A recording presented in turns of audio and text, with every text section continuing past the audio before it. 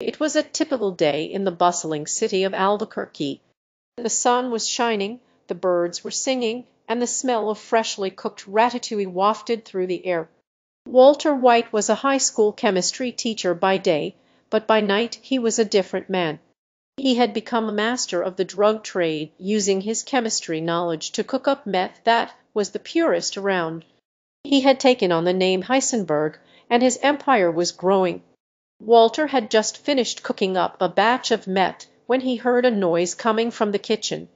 He cautiously made his way over to the kitchen and was surprised to see a rat wearing a chef's hat and apron, stirring something in a pot. "What do you think you're doing in my kitchen?" Walter asked. "I'm making ratatouille," the rat replied. "It's a French dish of stewed vegetables.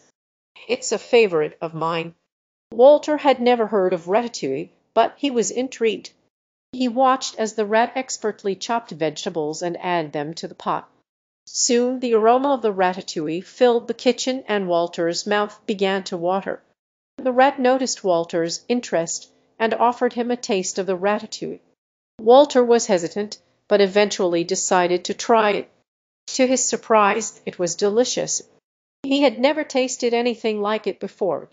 "This is amazing," Walter said. "I've never tasted anything like it." The rat smiled and said, "It's one of my specialties. I can teach you how to make it if you'd like." Walter was intrigued by the offer and decided to take the rat up on it. He learned the basics of cooking ratatouille, and soon he was an expert. He began to incorporate the dish into his meth cooking, using the vegetables to add flavor and color to the meth. At first, the customers weren't sure what to make of the ratatouille-flavored meth, but soon they were raving about it. Word spread quickly and Walter's meth empire was booming. Walter was grateful to the rat for teaching him how to make ratatouille, and so he invited him to join his team.